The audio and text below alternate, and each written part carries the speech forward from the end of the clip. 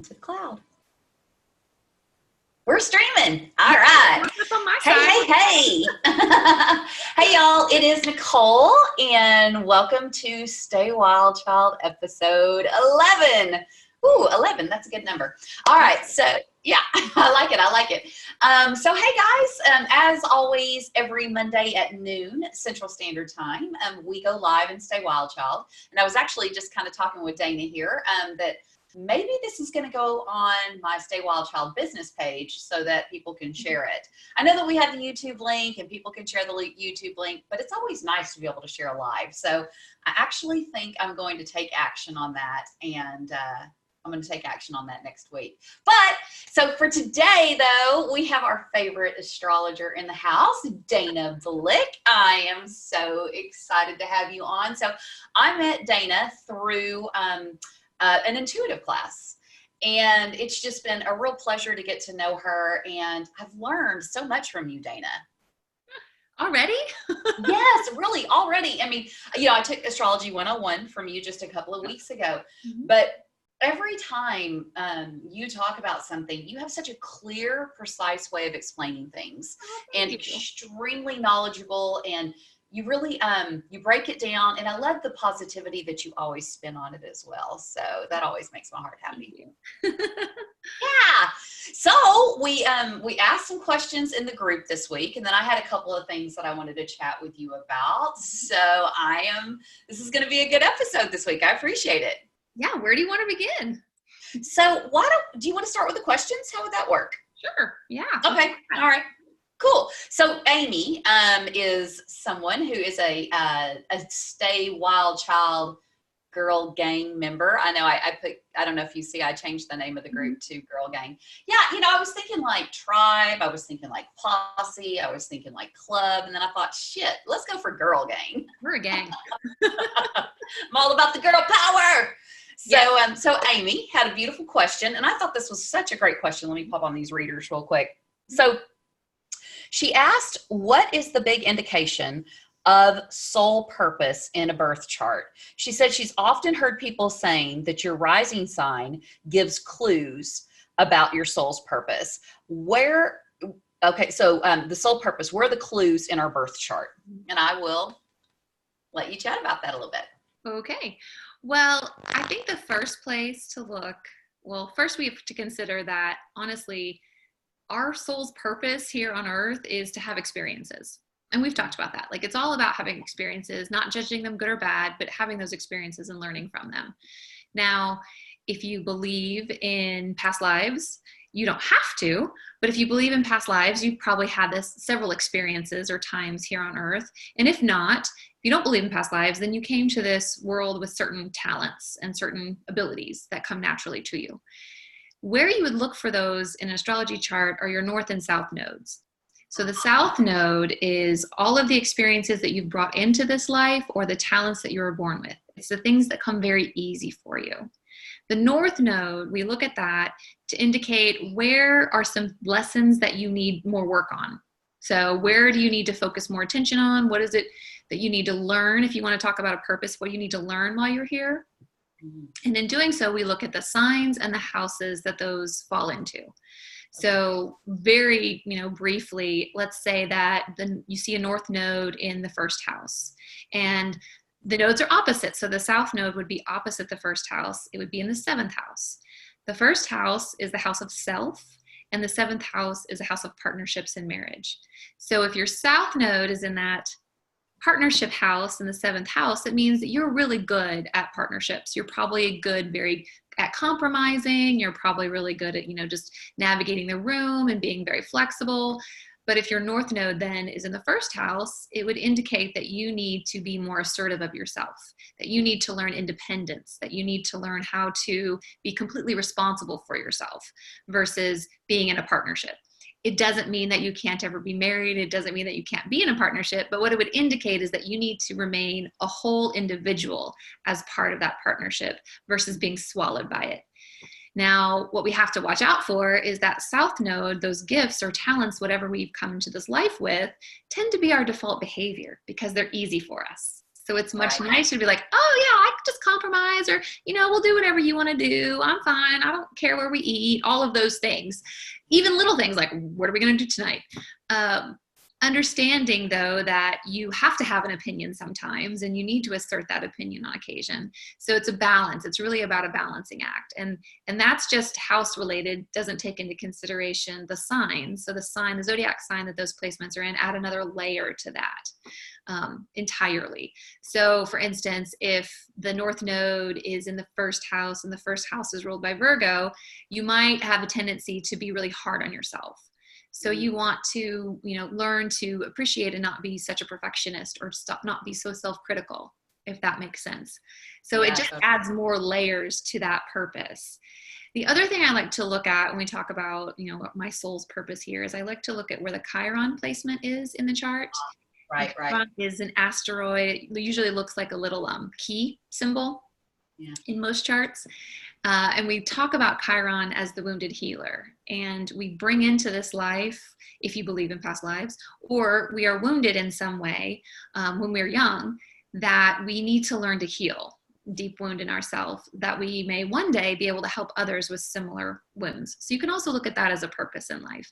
So for instance, if your Chiron is in Taurus, then you probably have some self-esteem issues as it relates to your body, or maybe self-image issues. So a wound in that space that, might not feel like you're attractive in whatever way. In that physical sense of, Taurus being ruled by Venus and beauty in the physical body. So it kind of relates in that sense, versus a Chiron in Aries might, look like you have a problem asserting yourself. You feel like your self-assertion was wounded in some way, that you weren't able to be who you needed to be. Chiron in Leo might look like a wound in creativity, like you may not feel like you're able to be creative, or you've been told you're not creative, and it's the story you believe. So it's finding ways then, whether it's through traditional therapy or anything non-traditional, that you can find to help heal those wounds, recognizing them and recognizing, that it's just something you're here to process and learn. Then you can go out and help other people. So I like to look at those areas when I'm looking at someone's questions about their life purpose. Then we go into, I want to take into account their sun sign, their rising sign, and their moon sign, because that's a lot of how they will then go about manifesting or finding ways to get the healing or acting on their purpose as they need to. Now we can talk about purpose from career.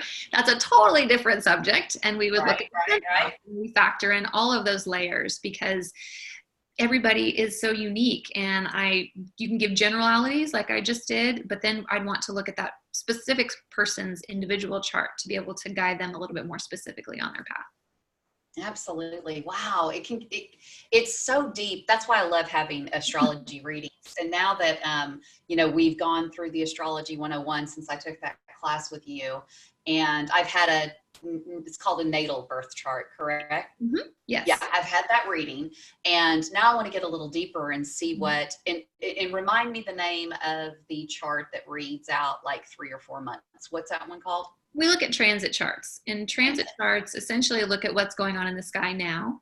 So we can set a transit chart in relation to your natal chart, your birth chart, and we'd set that. We can look at the past, we can look at the present, we can look at the future. And that's really used more in predictive astrology. So if you wanted a kind of a forecast of what's happening in the next, 3 to 4 months of what's coming for you, then we would sit down and do a transit reading then. So your natal chart, I don't have to explain that to you again. We would just simply talk about what's happening in the sky as it relates to you. So what's happening today, there's a collective element to it. So, we talk about Jupiter in Capricorn. We're all experiencing that. But when I put it in relation to your specific natal chart, then we look at how is that, in addition to what's happening collectively, impacting you specifically. Gotcha. Which is pretty cool too. Yeah. Okay. So let's roll into that. Jupiter being in Capricorn right now. So what type of, because I know that was one of the questions, Sam and actually Anna had the same question about last week's energy. And was Jupiter in Capricorn at that time? Yes. So Jupiter moved into Capricorn at the end of 2019. But it takes a little ramping up for us all to shift into this new year, new energy, all of that happening. So it can have a little bit of a delayed response depending upon a person's sensitivity to things. Now, Jupiter in Capricorn, wherever Jupiter is, it's a nice placement. It's a nice expansion. It brings luck into your life and into your chart. And Capricorn represents our career houses. It represents our public reputations, authority figures. So it's going to be an expansive year for everyone as it relates to their careers. You might choose to go down a different path in your career life, or you might get a promotion or find a new job, or there's just going to be a lot of things happening career-wise collectively for everyone, as well as public reputation. So you might get extra recognition at work that you have been wanting for, or, sometimes out of the blue might come as a surprise. So that is going to be happening collectively. Now, Capricorn isn't always in the 10th house based on the person. Like we talked about in our Astrology 101 classes, you have a natural chart where Capricorn lives in the 10th house. And then you also have just everybody's natal charts, where it shifts when you have a different rising. So if your rising sign is Aries, then Capricorn likely rules your career house. So you just get a double boost of that energy. If you're like most everybody else, then another sign might rule that house. So you're still getting that wonderful work influence, but Capricorn is also playing a role, and Jupiter is playing a role in another spot in your chart. So for instance, I have Capricorn that rules my 5th house. The 5th house is fun and children and creativity and romance. So I have got expansive Jupiter playing in my fun house, essentially, which I'm super stoked about for this year. So again, to go back to those, personal readings, as we figure out, okay, collectively, we're all having this experience. And then we go and look at it specifically for the individual. Now, as it relates to the energy last week, we had other things at play. Right. The planets, they're always moving. It's ever rotating. So starting last week, and it's kind of edging a little bit more into this week, is you have a couple of things happening. You have Venus and Mars squaring, and that's an awkward angle. And so that can cause frustration. So we have Mars, Mars in Sagittarius. So Mars represents our drive. It represents our energy. It represents, kind of our spirit of things in this. He's happy in this freedom-loving Sagittarius sign. And then you have Venus in Pisces, where it's squaring. And Venus being about love and beauty and money, and Pisces is all about daydreams and art and wonderful, good feelings, spirituality.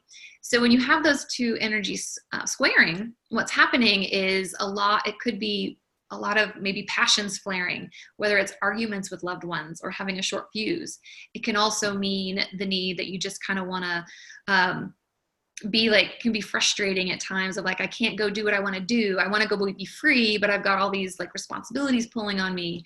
And it can also indicate, on the flip side, a lot more sexual tension than has been there in the past. So a lot of that kind of flaring of energies and passions happen on either end of the spectrum. At the same time, you have Venus making a conjunction with Neptune. And that's been happening over the past few days. I certainly felt it over this weekend when you just want to spend your time daydreaming and like having pleasant thoughts and just be in meditation and kind of secluded a little bit from the rest of the world. It's a good feeling, but it definitely prevents you from getting stuff done. Like I had a whole list of things I needed to do this weekend. And no, I just couldn't bring myself to do any of it on Saturday.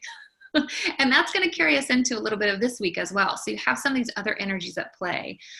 Right now, Jupiter's kind of sitting between the two of that Mars energy and that Venus energy. And there's a little bit of a sextile that happened last week between the Venus and Jupiter aspect, which is a nice, pleasant aspect. But when you have all that Mars energy throwing in, it can kind of like shake things up a bit. Sure. So there's a reason why people may be tired, extra tired, or not want to get out of bed, is that Neptune's having a pretty big influence at this time too. And Neptune rules our dream world. So it's not a surprise that it just wants to stay in bed all day. I had some of that. It is a shorter transit. It usually lasts like a week or two, and then it, not even 2 weeks, but less than 2 weeks, and that energy will move on, and that Capricorn kind of kickstarting to get things done again will kick in. So I just always urge people with some of the shorter transits to just hold on to it. And this is the time to sort of go with the flow. And if you can't bring yourself to get your to-do list done, then just don't do it and forgive yourself for that. Like, don't hold on to it. Understand that you might need the extra rest, or you might need the extra playtime or the extra dream time, as we talk about what we want to manifest coming forward. Now is a great time to put that dream world into action and really harness that energy that's happening. So that to-do list can wait. Absolutely. That's exactly what I did last week. I was feeling, I was feeling, probably a little bit more spiritual, but then also I was feeling, I didn't have that normal Nicole energy that I normally have. And so, and it had been a day or two. And so I thought, you know what? I've been wanting to create. And so I pulled out a mirror and one that I've been wanting to paint. And I decided to get super funky and creative with it. And it really, really did help. I guess that Pisces energy, right? That's the perfect thing. When you have Venus and Pisces in conversation, they're both all about art and beauty, and to be able to tap into your own creativity and that spirituality piece of it. So if you're able to, almost like it's doing a very kind of an awareness meditation as you're doing your artistic, creation, that is like a perfect blend of that energy and really what you needed at that time versus going to the grocery store and calling whatever, all the phone calls you have to make. And, that kind of stuff, that can wait too. So it's really like trying to stay in flow with that energy. Good. All right. Well, I listened to my intuition and I actually did not know what was going on with the planets at the time. It's amazing how it all coordinates. Like, if you listen to your intuition, it's already aligned with what's happening, everywhere else when you think about it. So if you can just sort of not repress it, that's the resistance that we talk about, was when you sort of deny yourself those things, and just sort of like, again, be in that flow and say, okay, my intuition is telling me not to do anything other than work on this mirror. I'm just going to work on this mirror.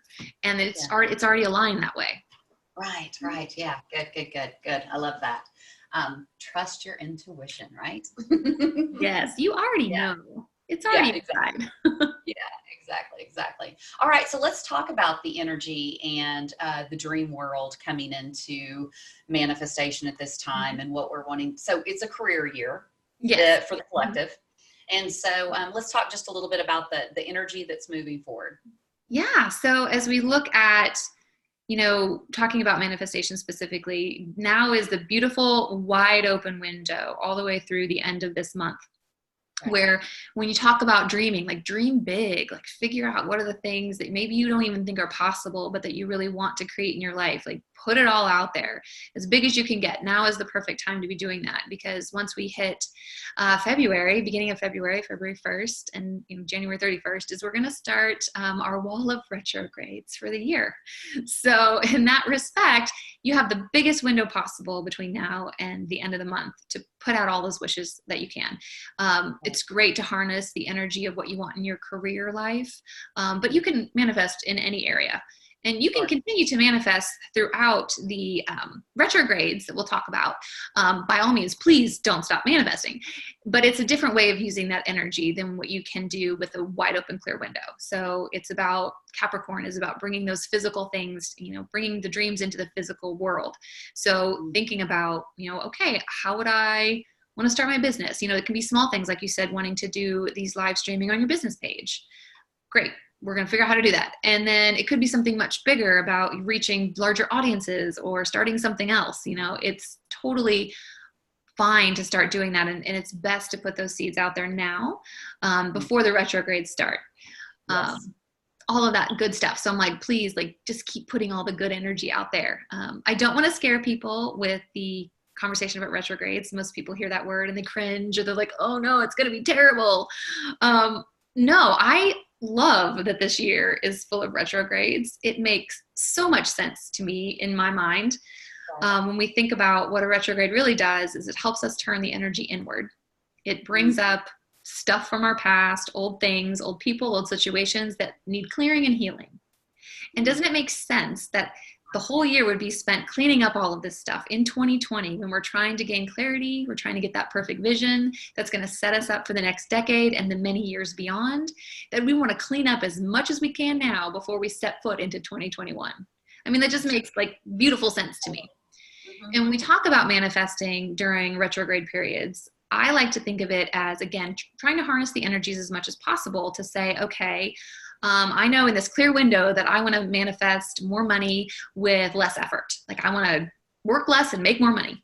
So I might, during a retrograde period, say, okay, Dana, why do I feel like I have a blockage to manifesting more money? So I'm going to work on manifesting, clearing up anything that is holding me back, or preventing me from gaining the wealth that I deserve.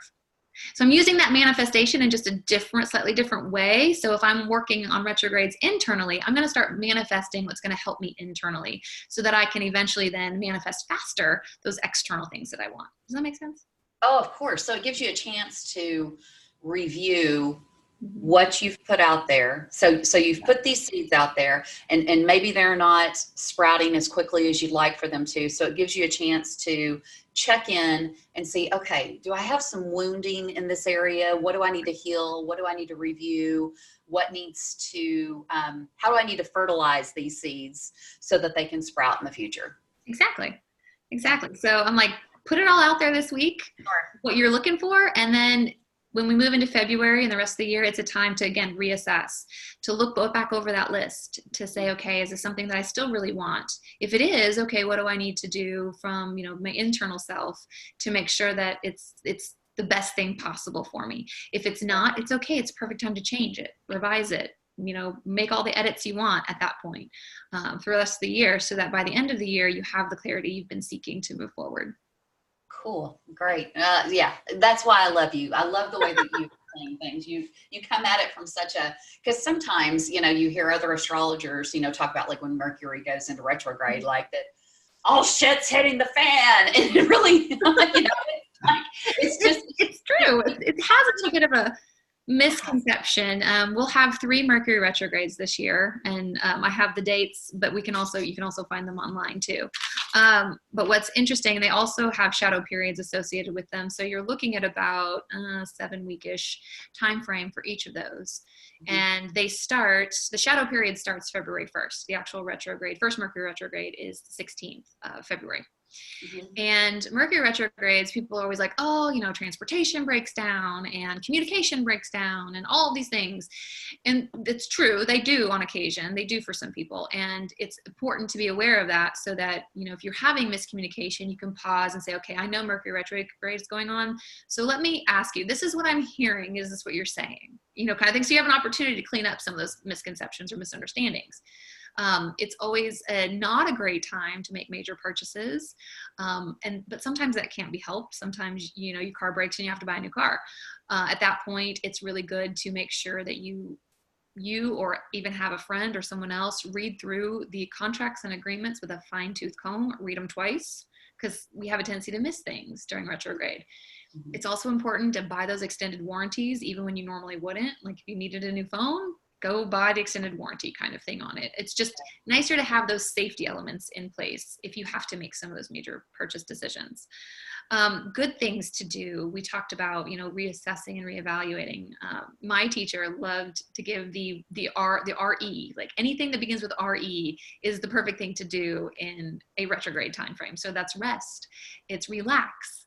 It's about that reassessing, that reevaluating, reexamining. Anything with an RE is a great time to go back over. It's a chance to go back over, clean up anything that needs cleaning, and then again, get a lot clearer on what you're looking for. So we have 3 of those this year, and kind of all the way through the course of the year. We have the second one is in June, and then we have another one that's in October. In between that, we also have a Venus retrograde. And Venus goes retrograde every 1.5 years, every 18 months or so. And it lasts about 6 weeks, and you have a 4-week shadow period in either time. So it's a much longer stretched out time frame, and it's going to overlap these Mercury retrogrades. So when we think about the Venus retrograde, what I love to tell people about this one is don't make any permanent decisions as it relates to your physical self or your home or anything that you can't change quickly. So for instance, you might have the idea of, I think it's time for me to cut off all my hair. Right. Yeah. Out of the blue, you're just going to be drawn to wanting to cut off all your hair.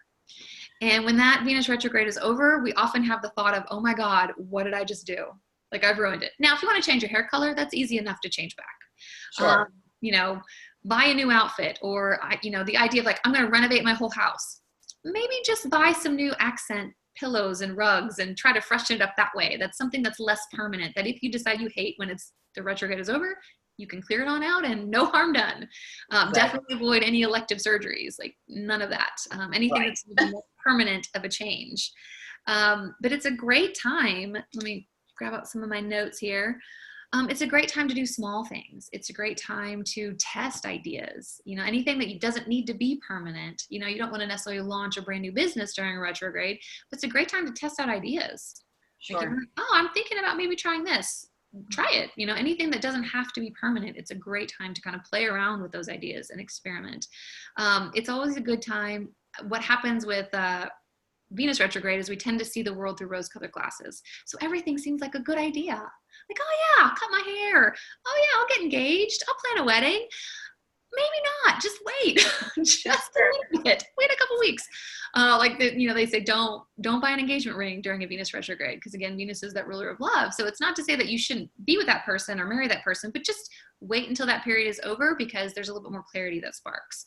Also, don't try to end a relationship during that Venus retrograde, because again, you're not seeing things super clear. So at that point, it's a good idea to wait till that's over and then kind of figure it out. Because at the end of that retrograde, again, most people are like, oh my God, what did I do? Like, we were just having a fight. It was okay, kind of thing. So when you layer in Mercury retrogrades at the same time, there's going to be communication. There's probably going to be some frustration that goes along with it. But what that indicates, though, is to just breathe, relax, rest, take a time out, essentially. This is the universe's way of saying it's okay to take a time out. Like, it's totally fine. You're given that chance. And in doing so, we have that opportunity again to go back and do all that cleanup, figure out, dust off the old ideas, things that you thought about doing once before and kind of shoved in the closet, bring it back out, kind of re-examine that and see, is it something that you want to do after all? It's a nice time. So my teacher always gave the example of the tides. Okay. It's kind of like the example of retrogrades. So when in direct energy, the tide is moving out. And if you want to launch your boat, that's when you want to do it. You want to go with the tide and launch it out. When the tide comes in, which would be considered a retrograde period, you don't want to be trying to paddle your boat out against that tide. Sure. Stay on that deserted island and enjoy the sun for a few more weeks is all that's being asked of you. So it doesn't have to be crazy. People say it's a bad time to travel. Actually, Mercury retrograde is a great time to travel. Just buy the trip insurance, Sure. Right. Buy refundable tickets, have flexibility knowing that there could be disruption. But as far as like Mercury rules travel. So if you want to go, definitely go. There's nothing that should hold you back. Just be a little bit extra, when you prepare. Yeah. What I also like to tell people is that about a third of the population has Mercury retrograde in their natal chart. And if you do, then sometimes or oftentimes these energies don't affect you as badly or directly because you were born during that time. So it actually, you could feel more in flow. So some people are like, oh, I never see Mercury retrograde. It doesn't ever bother me. Chances are you likely have it retrograde in your natal chart, and that flow of energy just feels very natural to you because that's what you were born into. Sure. I won't say that always happens, but it can. So I have Mercury retrograde in my natal chart, and usually I'm like, super chill, not a problem. I do observe it in other people, and I find it really fascinating and try to be, light during that time frame. But this last year when Mercury went retrograde into Scorpio, so I have a lot of Sagittarius energy. Scorpio wants to go deep. Sag wants to stay light. That one affected me a lot in the sense of it was asking me to really go deep down into my core of feelings. And I wasn't comfortable doing that. I mean, I went through it and it was fine. But that was one that came as a surprise to me because it really did affect me more than they have in the past. So that's why I want to put that caveat in is that, if you have it in your natal chart, more than likely you don't feel it as strongly, but there are instances where you could. So. That's interesting. I'm curious if I have it in my natal chart. I'll take a look at it whenever we get finished because I don't usually experience them as heavy as other people as well. And I wondered because I always wondered if I didn't know as much about it before. And I always wondered if that would pick up, and because I do know more about it now, right? Yeah, more aware. Right, I'm more aware, exactly. Or if it was, but yeah, that's a good little point to make. So I'll check it out and see because I've never noticed really anything, breaking down or technology messing up. I haven't come across that myself. But you observe it probably in other people. I do. Yeah. I totally observe it in other people. Yeah. And then the last retrograde we have this year is a Mars retrograde, and those only come around about every 2 years. So Mars retrogrades So when we talked about this energy, right, the last week or so has been feeling very sluggish and not wanting to get around. That's what a Mars retrograde is going to feel like. So happens at the latter part of the year. Let me grab my little notes here to tell you the date it starts. It starts September 9th, but you're going to feel that shadow period starting in August. It lasts about 8 to 10 weeks. It's the longest of the retrogrades, and you have about a 6-week shadow period on either side. So you probably start feeling this at the end of July. But don't freak out. Like, it's not meant to be scary, but it really does give you the permission to like take a vacation. That's the perfect time. If you need a vacation, like book a vacation during that time, end of summer, beginning of fall, like super great time to like just unplug and relax, and not, because that gives us the excuse because we don't have to be on or feeling like we need to do everything all the time. This is a perfect time to just relax and chill, because that energy and that oomph to do a lot is probably not going to be there for most of us.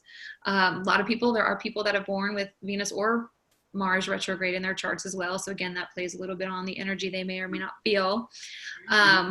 It's also an opportunity or a time that we might feel more frustrated because we feel stuck, because things don't seem to be moving. We might be feeling a little frustrated or angry about things. So it's a really good time to do the things that make you feel good, that make you feel relaxed. So we go back to that RE word, where you can rest. Things to do, only do what you absolutely have to. So only what is critical to your functioning as a human. So you have to pay our bills. We have to go to work sometimes. So those are the most necessary things we do. But if there's anything that you can put off or avoid, please do so. Only the necessities. It's a great time to reevaluate all those shoulds. The shoulds, we should ourselves to death, like we should do this, I should do that. It's a time to take the foot off the shoulds, at this point, and saying, okay, do I really need to do that? Is that required for my life? Does it really make me happy? And if not, it's a great time to start eliminating those things from your life. So again, it's giving us this permission to start purging things that aren't serving, which is a great thing to do. It's also a wonderful time to get really efficient with how we use our energy. So, we could be spinning our wheels and not getting very far. So this is a good time to evaluate that and say, okay, how do I use and work more efficiently in my life, use that energy more efficiently to get what I want out of life and things.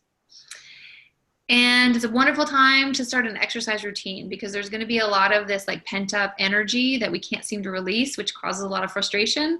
So that Mars is that drive and that energy for us. So if there's a way that you can get that out, whether that's going for long walks, or if you like dance classes, or whatever that might be, take a kickboxing, it just in some way being physical will help relieve some of that tension and that frustration. Absolutely. So. Okay. All right. Do you remember what I told you was happening in September? That little trip that I was sharing with you and Andrea? That's perfect. Right? Perfect time to go to Bali, right? Yes, perfect time.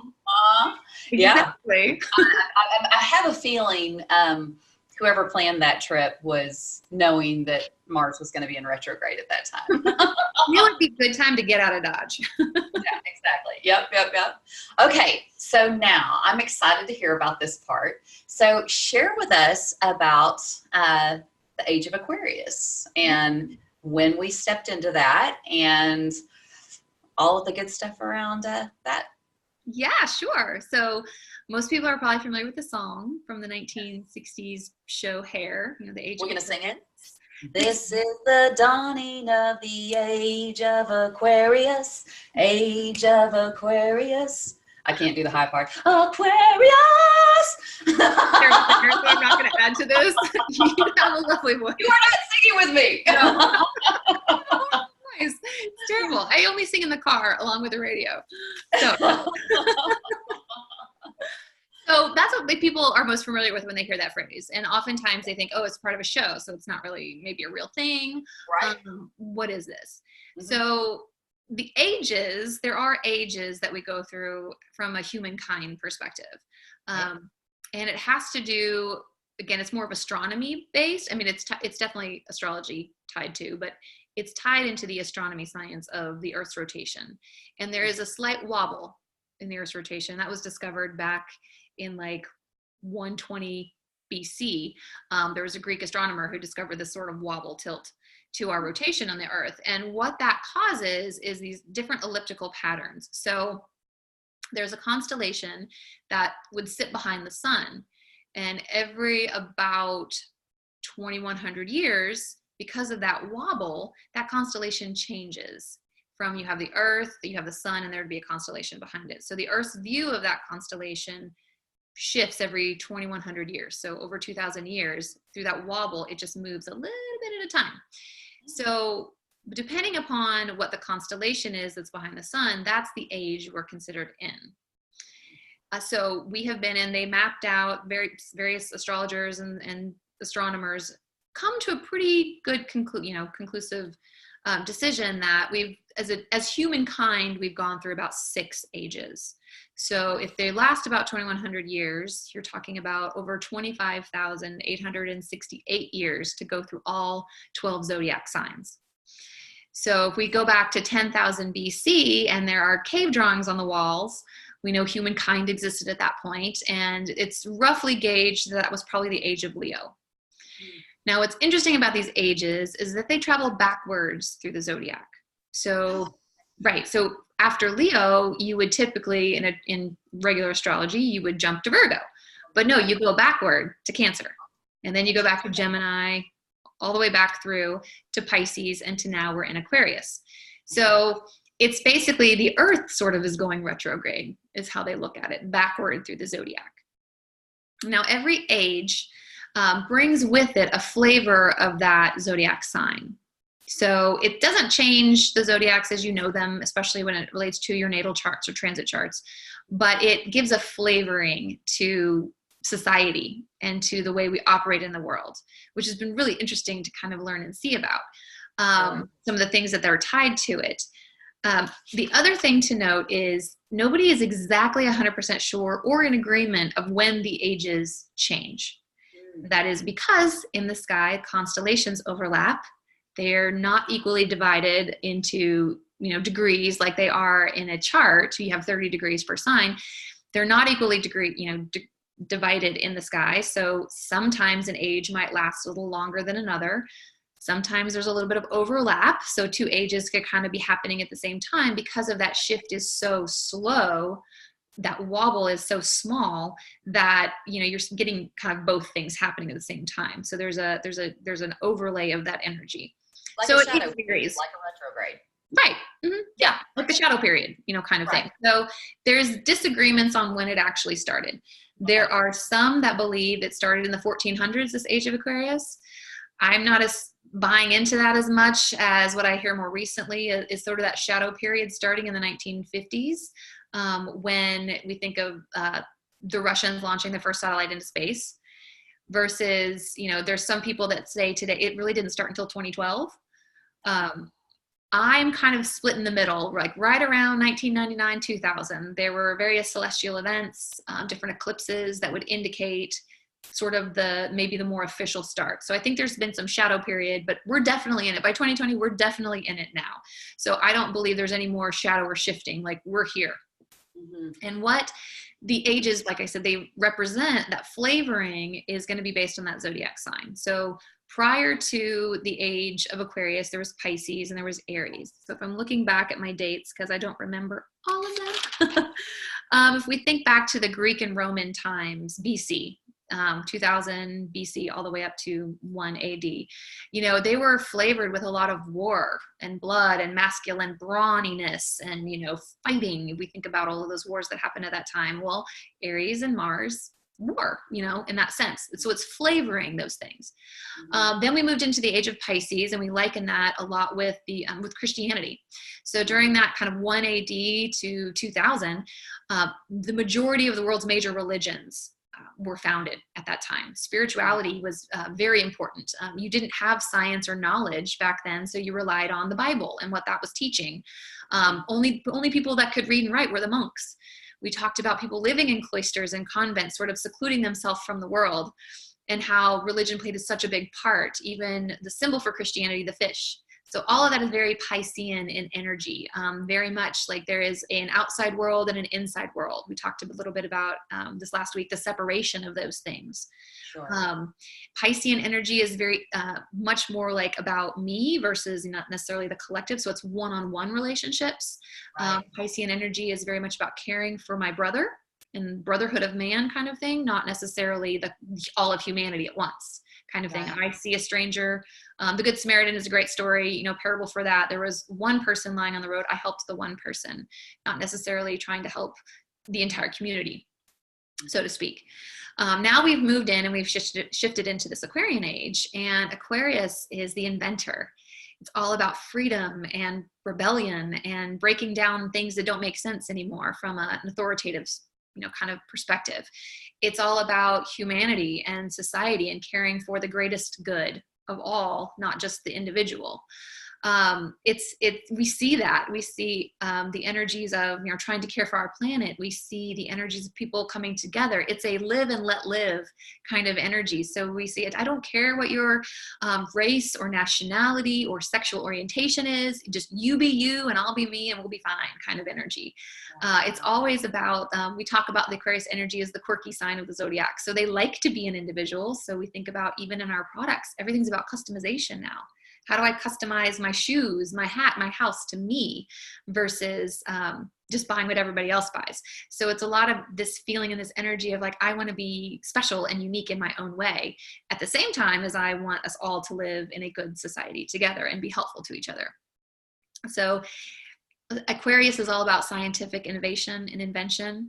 So we think about that, those space, we think about the huge, rapid, advancements we've made in technology, even since the year 2000. iPhone came out in 2007 and look where we are now from communication and everything else. So from that perspective, the internet is ruled by Aquarius, social media also ruled by Aquarius. All of these things have been happening in the last, decade or so, even a little bit before that. So since the 2000s. So I really feel like this has been the time where we've shifted into this age. Now it takes a while to ramp up, and we're not like fully to where we'll be in, think 2,000 years from now, 4,000 AD, what will happen, in that time frame. We're just at the very beginning of it. And I think it's such a cool opportunity. So anyone who's been born, I would say, before the year 2000 is here for a reason. You are here to help that transition from that Piscean age into the Aquarius age, which is such a cool honor to be a part of that when you think of it. Like, we're here to sort of like foster in this new age. And we need to be careful not to leave behind what we learned from the Piscean age. There's wonderful learnings and lessons there. The openment about spirituality and that connection to the collective, and knowing that we need, time on our own sometimes to meditate, and the beautiful things that we learned from that age, we want to take with us into this new age. But we also are okay to leave behind what wasn't working. Like, Aquarius is going to take down what's not working. And we're also, because of this sort of, now we're moving the world forward in this way, you see a lot more divisiveness and a lot more extreme ends of things. And we think about that in our politics. We think about that across the globe. What's happening to people is there's these bigger divisiveness, divisions, and on extreme ends, like where'd the middle go kind of thing.